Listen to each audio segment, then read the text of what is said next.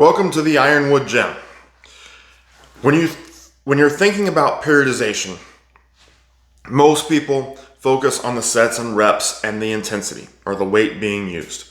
And the classic definition of periodization that everyone runs with, and I guess some people use this in real life, but that is you're going to start with these higher reps. So your volume is very high, but your intensity is very low. Okay, you're going to start with weights in the 60% range, maybe 50% range, 70% range. I'm not sure. Depends on where your goals are in your timeline. But you're going to start with that high volume, and as over time, that volume is going to come down. You're going to decrease the number of reps per set. You may even add some sets, but because you're decreasing the total reps, your total volume is coming down. At the same time, your intensity, which started very low, remember 50, 60%, it is increasing until you're getting to that 90, 95, 100% range. That is certainly one way to look at periodization. Now, there are a number of different periodization models out there. You have a long-term linear, which I kind of just described. You have the same linear model, but put it in a shorter period of time, 5 to 6 weeks instead of 12 to 15. There's block periodization. The conjugate and block really are kind of synonymous if you actually look into what they are, but there are some slight differences there. You have the West Side model. Not necessarily conjugate. It is a model unto itself. I'm not going to go into the details of that here, but the West Side model is definitely a model of periodization that people should give attention to. There's undulating periodization. There's different sort of phase models, which you could probably tie to block, but block is definitely different if you understand what it is. But you could set things up in different phases and not necessarily reflect the linear model. But we can also go further than just looking at sets and reps and intensity. And some of those models do that, but oftentimes they get neglected when put into practice, and people just start focusing on the sets and reps and intensity. But what are some other things that we should be looking at when it comes to periodization? So I'm going to give you a few examples here, and again, nothing is set in stone, and there's probably more examples out there that I'm just not thinking of at the moment. First, what about the exercises being used? So we know we want to train from general to specific. So we're going to start off in training with very general means, and we're going to progress to training more specific means. And you could look at this very simply, very simple terms, such as a squat or a bench. So let's look at a squat. You could start off with different variations of the squat, maybe a belt squat, where you're not even putting a bar on your back. And then you start to progress over a couple weeks. Now you start putting a bar on your back, but you're utilizing a cambered bar. And then you progress to a safety squat bar, and then to maybe a buffalo bar or a bow bar, and then finally to your straight bar. You could do that over several weeks. That is also periodization, where you're planning out the type of exercise and progressing from general to specific. In the bench press, the same thing could be held. You're going to start off with your board presses, or maybe you're going to start off with an incline. Then you're going to go to a flat bench, but you're going to stay with board presses, and then maybe you could toss in there's different models out there, the different neutral grip bars and football bars, Swiss bars. You could put those in for a certain amount of time, and then you're going to progress to a floor press, and then you're maybe go back to board presses, but use closer or smaller boards. Instead of using a 3 or a 4 board, now you're using a 1 and a 2 board. And then finally, you're going to progress to an actual bench press. That would be the same thing that I just described with the squat, just carrying it over to the bench press. In weightlifting circles, it's the same type of thing. Now, most weightlifters are going to want to have the actual competitive exercise or the classical exercise in there most of the time. So you're going to look at the full clean and jerk. They're probably going to perform that at some point most of the throughout their training. But you could still differ where your other assistance exercises. Maybe you're going to really heavily emphasize squatting and deadlifting. You're still going to do the clean and jerk. And then as time progresses, you start adding in some of those other lifts that carry over better to the clean and jerk. Your hang cleans, your cleaning from blocks. Maybe you're going to do combination sets where you're going to do 3 cleans and then 1 jerk, until you're getting closer to the competition where most of your effort, you may still be doing some of that other stuff, especially squatting, but by the time you get to competition, you're really focusing on the full clean and jerk. That's where most of your attention is going in those last few weeks going to competition. But we could even break it down further. And I used to always kind of just wonder why people did this. And I would say for the most part, I still do, where they're progressing their single leg exercises from one single leg exercise to the next, so they each kind of build on each other. That's not necessarily a bad thing to do. I just don't know that there's a ton of reason that, or there's a ton of need to actually do that. But what about when you break down something like the bench press? And instead of progressing it, like I said earlier, where you're progressing the movement, let's look at the type of exercise we're going to utilize. Starting off with very general exercises where you're starting off with things like push downs and band push downs and skull crushers. Things that do train the triceps. And what we're looking at part of the bench press. What are we trying to improve? The triceps. But we need that tricep work to carry over to the bench press. So starting off in those early weeks of training, when you're far away from a competition or far away from the time that you want to test your bench, you're going to focus on exercises that don't necessarily have a direct carryover to your bench. Things like push downs, cable push downs, band push downs, different bars on the cable. You could have a V bar, you could have a straight bar, you could have a rope. To skull crushers. After that period of time, you're going to work into more extensions, which extensions will typically carry over better to a bench than a push down. So now you're going to start working into things like skull crushers, dumbbell skull crushers, barbell skull crushers. And then you progress to those assistance exercises such as the things that really have a better carryover, but they're still really general in nature. So you're going to look at like dumbbell rolling tricep extensions, dumbbell flared arm extensions, the JM press, okay, with the barbell, the JM press. These things are known to have a better carryover to the actual bench, but not everyone is necessarily going to have a direct carryover where they're,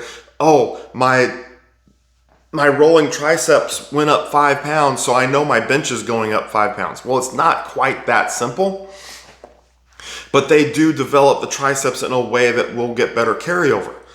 So what would be next in that progression? After you get done with those, you need to start working in some close grip bench. Some close grip bench, close grip board presses are great, close grip floor press. Those are more similar to those dumbbell exercises or to a JM press than those dumbbell exercises are to the actual bench. But the close grip bench and the close grip bench variations also directly carry over to your bench. So it's a good middle ground or bridging exercise that allows you to really take that strength from those rolling tricep extensions, from the tape press or flared arm extensions over to your bench, because now you really trained your triceps hard with those dumbbell rolling tricep extensions. Now we're going to go to a close grip bench, which is more similar, and it allows you to start training the triceps to perform a pressing movement, and then you carry it over to your bench press. Now, in perfect, strict, exactly the way I just described it may not be the best. Maybe performing some of those exercises at the same time would work better, but you should get my point here, that far away from competition, I don't need to be doing the exercises that have the biggest bang for the buck.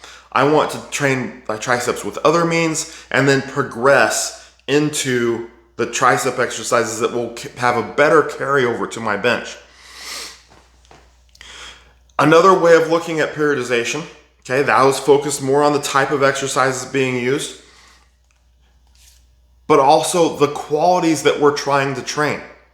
When I used to train track and field throwers, I didn't care how much they squatted and how much they benched, or even really how much they could clean in those last weeks of competition leading up to the conference championships, or if they were going beyond to district or regionals. I didn't really care what their squat numbers were at that point. Now, certainly we trained maximal strength very aggressively, but at that point in time, those movements are too slow.